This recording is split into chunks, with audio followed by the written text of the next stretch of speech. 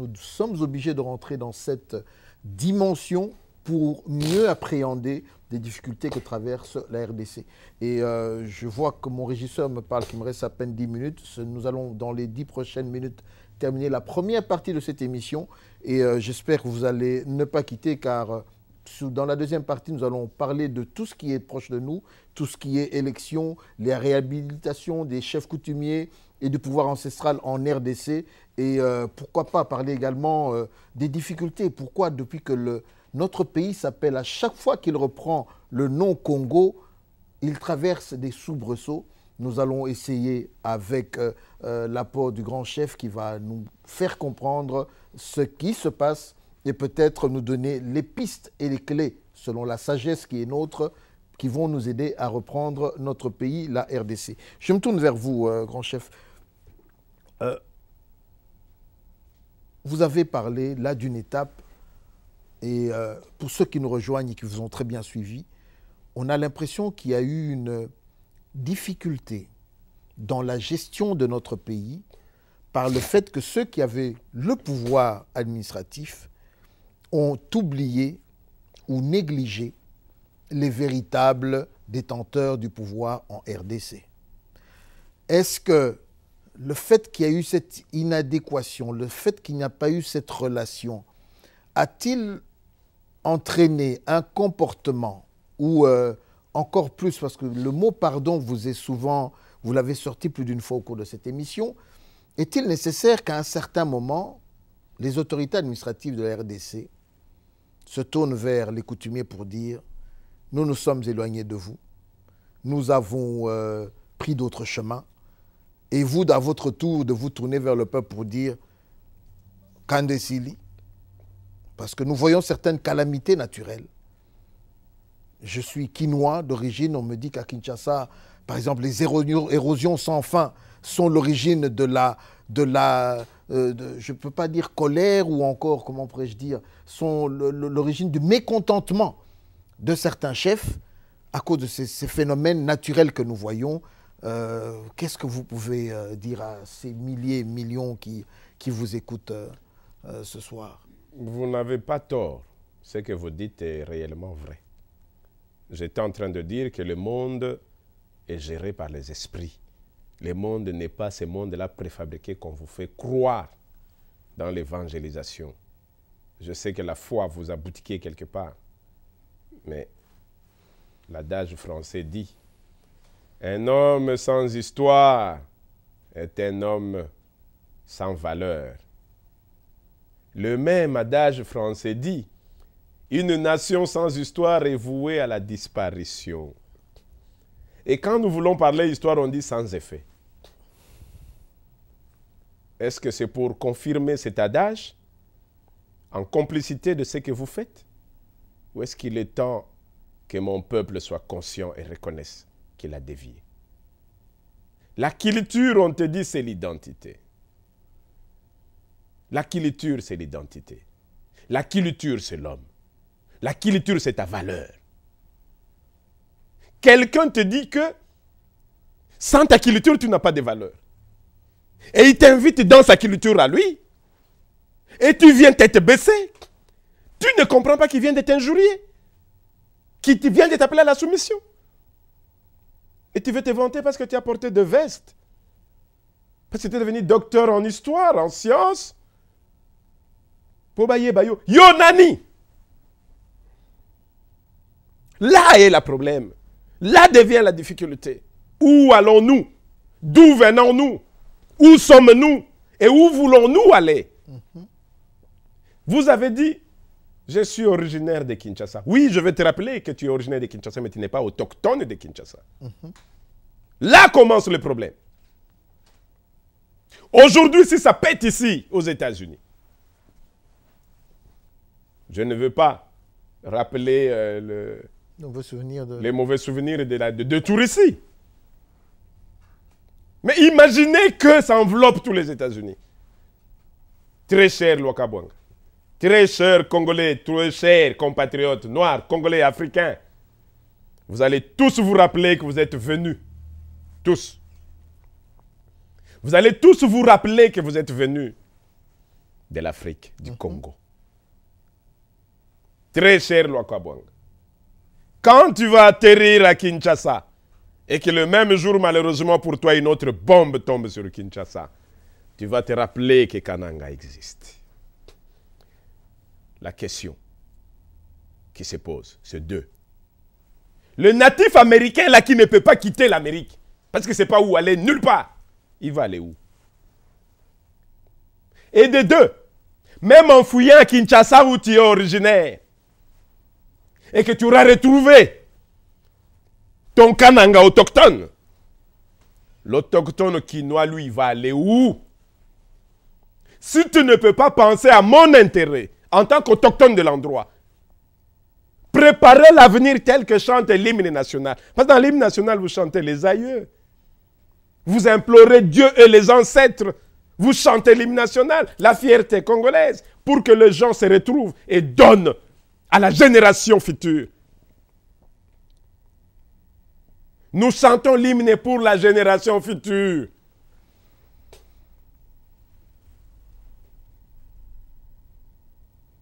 Don béni Congo, des aïeux Congo.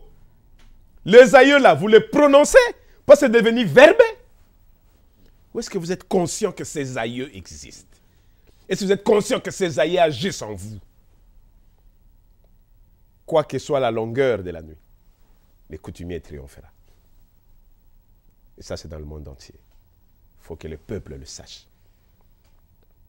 L'autochtone de Kinshasa, vous avez tout pris. Des villes partout. Les entreprises se mettent comme ils veulent. Mais quand on dit chef coutumier, c'est le chef d'un clan, c'est le chef d'une communauté. Sa communauté aujourd'hui, les Teke, les Umbu, de Kinshasa, dont une partie de moi-même. Dites-moi, aucune rétrocession dans les sociétés, aucun quota dans les sociétés, dans la rétrocession de l'État, aucun. Dans l'administration, aucun. Et vous pensez que tous ces esprits qui partent, qui laissent leurs enfants pleurer, ils vont vous foutre la paix? Vous qui? Mais grand chef, ceux qui nous suivent là risquent de dire...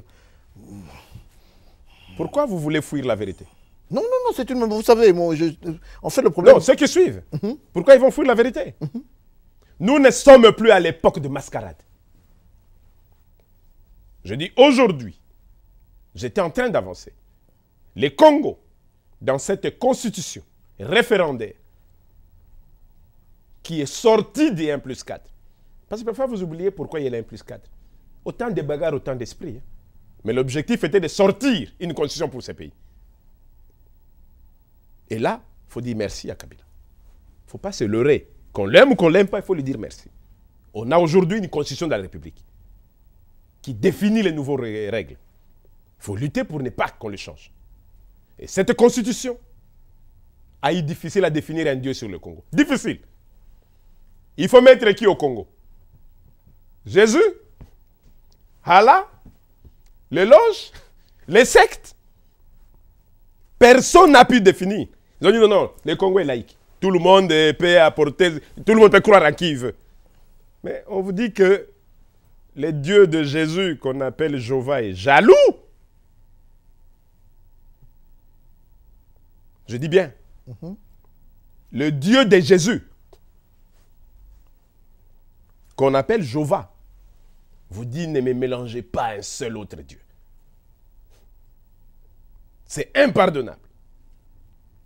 Les dieux de Mahomet, qu'on appelle Allah, vous dit n'osez même pas. Il n'y a que moi. Et vous vous permettez de mélanger tous ces dieux au Congo, qui se sont jurés ennemis, chacun protégeant sa communauté, et vous la poubelle de tout, et vous pensez que les esprits vont ménager? Mais vous venez de dire que cette constitution est bonne parce qu'elle vous a rétabli. Je dis, cette constitution est raisonnement pour nous. L'article 207 réhabilite le pouvoir coutumier. Ah oui, si à l'article 2, le Congo est païen, qui n'a pas de Dieu, mais qu'à l'article 207, il me reconnaît moi comme détenteur de cette métaphysique du pays, Mais qui est le détenteur de la religion, de la spiritualité du Congo? Mais c'est les chefs coutumiers. Exactement. Mais vous l'avez déjà diabolisé. Diabolisé pour faire du bon commerce. Mais les gens ne se rendent même pas compte à quel moment on a diabolisé les chefs coutumiers. C'est quand la magie a fait son plein entrée au Congo. C'est quand les loges ont pris possession. Hey, à vous-même là et à ceux-là, j'aimerais qu'on me dise, vous n'avez pas assisté au théâtre des pasteurs à Kinshasa qui s'accusent entre eux, tel ayant été en Inde, tel au Nigeria, tel dans l'océan, tel en Angleterre, pour des formations. Ils se sont dénoncés. Oh, il y a Simba qui plante. Oh, il y a Simba qui boit. À quel moment vous avez vu le peuple se lever et dire, hey, fini vos fêtes là ici? Mais M. Pébaïa n'est pas Nabino. Je préfère encore avoir un fils qui vient vers moi, à qui je donne les quitus, tel qu'on vient de le faire avec Kimbangu Kiangani, de l'église kimbangiste. Lui donner les quitus ancestrales pour qu'il aille vers Dieu et parler. Dieu ne s'inspire pas, ne tombe pas d'un arbre. Jamais. Dieu a toujours des canaux. Et les premiers canaux chez vous, c'est votre père et votre mère. Papa Nayona, maman non de banzambe na liboso. Celui qui vient diaboliser ton père, chasse-le d'abord. Il est dangereux. Ta bénédiction, c'est d'abord parentale, c'est d'abord ancestral. Et quand tu l'obtiens, cette bénédiction, c'est ça qui te couvre et qui te protège partout où tu vas. Vos ancêtres, ma maman Nabino Kalate, ils ne vous disaient pas que Mutola Mouana Nanga Kosimbate. Vos parents, il n'y a pas longtemps, ils ne vous disaient pas que la tête de mon fils ne touche pas. Et vous, aujourd'hui, c'est toujours fire, onction. Vos mains là, vous les prenez d'où? Qui a été capable de dénoncer une main qui est magique? Qui? Mais ils font la fête. Les Congo aujourd'hui, c'est quoi? Mais c'est la fête magique. C'est la fête de la magie. Tout ce qui trouve les Congo, c'est la fête de la magie. Mais l'autorité coutumière dit, peuple congolais, calmez-vous. Calmez-vous. Peuple congolais, calmez-vous et surtout ne changez pas de chaîne. Nous sommes arrivés à la fin de cette première partie. Nous allons enchaîner une deuxième. Vous avez compris que vous avez, nous ensemble avons été complètement époustouflés par ces révélations qui ont été faites par le grand chef Mfumu Difima Bols, qui est également le secrétaire général de tous les grands chefs coutumiers de la République démocratique du Congo. Veuillez attendre quelques instants pour la suite de ce programme. Merci chez vous. Code 243, nous voulons vous présenter la deuxième partie de cette émission avec le grand chef Mfumu Difima Bols, qui est le secrétaire général de tous les chefs coutumiers en République démocratique du Congo. Bonsoir. Bonsoir de nouveau. Pour ceux qui ont suivi la première partie, riche en enseignements, riche en révélations, il est important que nous puissions atterrir vers le processus électoral dans lequel nous sommes en train de traverser à l'heure actuelle. Processus électoral qui, à première vue, est jalonné de beaucoup de violence, beaucoup d'incompréhension. Et pour ce faire, je me tourne vers vous, comme vous l'avez si bien dit, grand chef. Quel rôle le pouvoir coutumier, les chefs coutumiers peuvent-ils jouer dans ce choix du prochain responsable de la République démocratique du Congo? Oui, la question est fondamentale et la question exige qu'avant que toute personne ne puisse comprendre ce que je veux dire, je vais vous inviter tous à prendre un verre d'eau. Et dans ce verre d'eau, vous allez mettre une plante qui est congolaise, une plante qui s'appelle l'emba lemba.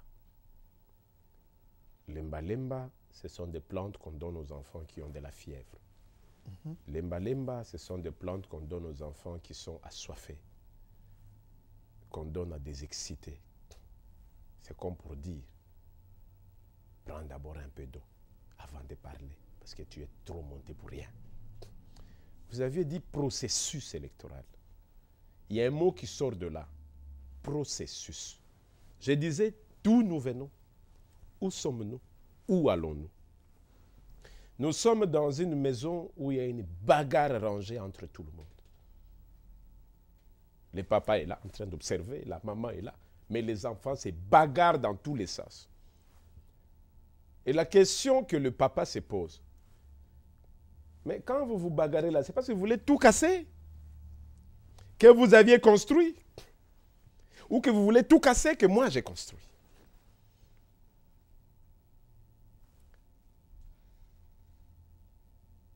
Vous allez tout casser, certes vrai. Mais vous allez pleurer demain de famine. Et malheureusement, à la fin, on me dira toujours, pardonnez toujours, c'est ton enfant. Oui, je vais pardonner, c'est mon enfant. Mais il y a une dizaine qui mourront déjà de faim. Parce que les 10 jours de repas ont été saccagés. Peuple congolais.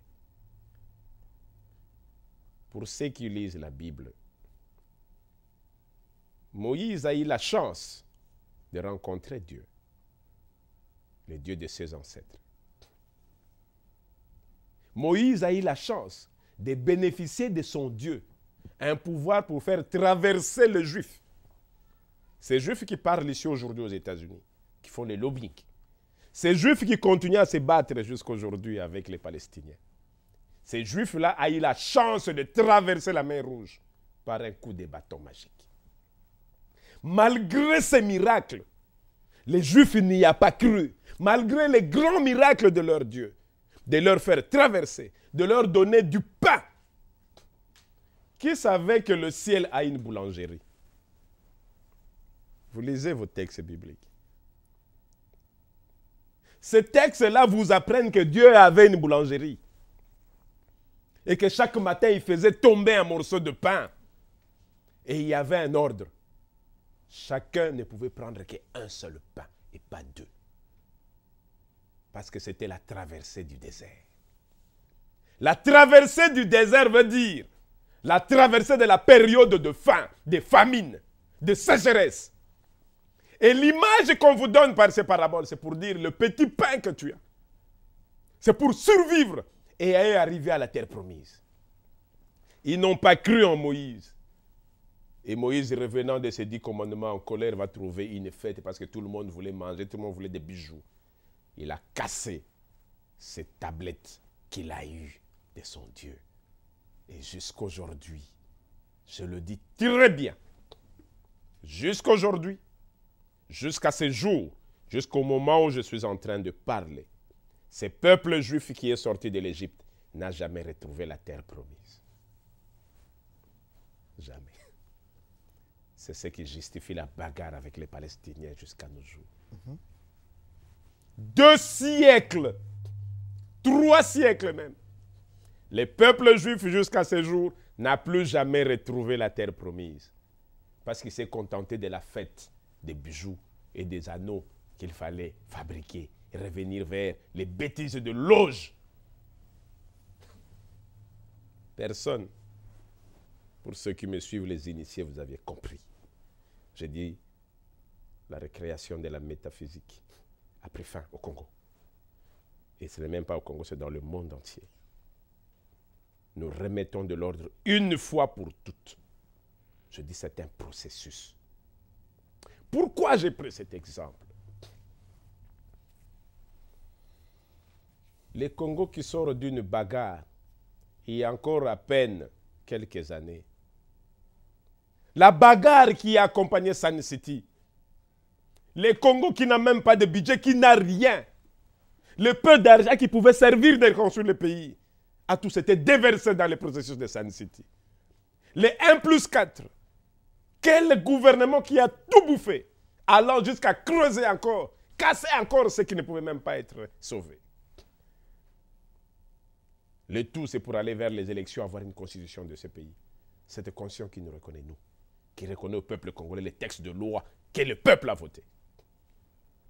La loi mère, que les États-Unis appellent la Constitution, qui interpelle même un chef de l'État, qui peut déchoir qui dans ce monde, ici, dans ce pays, la Constitution. Le Congo vient d'obtenir une Constitution. Pendant qu'on attend de l'intellectuel congolais l'analyse de la Constitution,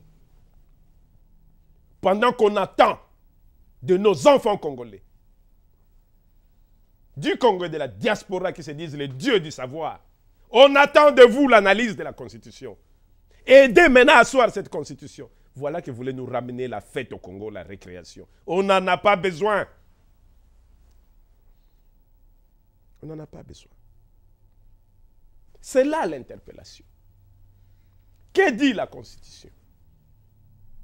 Oh. Il y a encore 4-5 mois. Qui dit PPRD? Qui dit MLC?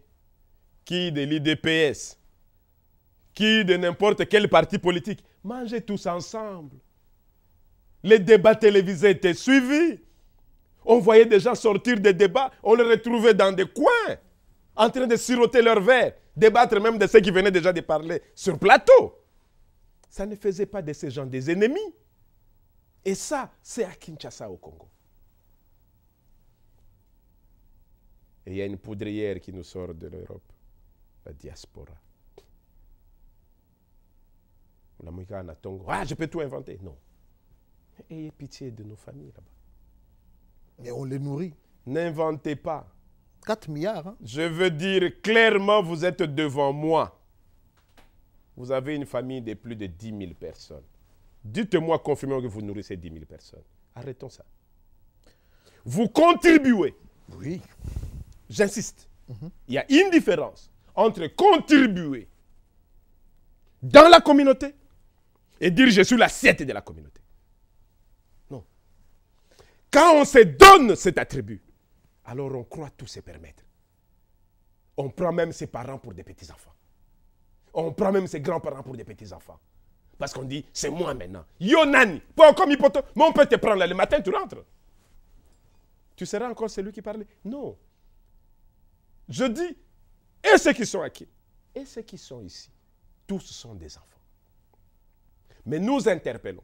Le pas décisif que le Congo a fait, c'était pour avoir une constitution sur laquelle on commence à travailler. Ce n'est pas interdit d'avoir une information. Non, chef, excusez-moi de vous interrompre. Ne sortez pas de votre lignée. Il y a un problème. Il y a eu un manque d'information. Aujourd'hui. Il n'y a pas eu manque d'information. Laissez-moi vous relater un fait que vous ignorez. Je vais remémorer les peuples congolais, ceux d'Europe. Et je vais même aller pratiquement maintenant tout droit vers ceux du MLC et de l'IDPS. Après Sun City, un coup a été monté contre Tshisekedi. N'est-ce pas qu'il était un des vice-présidents? Effectivement, c'était cette stratégie à lui de dire moi ou rien. Les autres disaient non, il faut aller au vote. Et finalement, c'est Zaïd Ngoma qui passe. Quelle a été la position d'Étienne Tshisekedi? Il a pris son avion. Il est parti à Paris. Il prend ses soins. Il dort tranquille. Et il dit, bonne chance au Congo. Pendant qu'il est à Paris, nous sommes vers 2008. Le président actuel, Joseph Kabila, n'a-t-il pas pris contact avec l'UDPS pour une contribution collective de tout le monde? À Kinshasa, on n'avait pas parlé de Félix Tshisekedi comme ministre qui était déjà proposé. Et même en contact avec lui, Michel, à Bruxelles. Qui ne le sait pas? Était-il ennemi? Ce n'était pas des ennemis. Ne transfigurons pas les choses. Nous arrivons en 2009. La Commission électorale nationale, Commission électorale indépendante, CI, dont je faisais partie, est appelée à disparaître.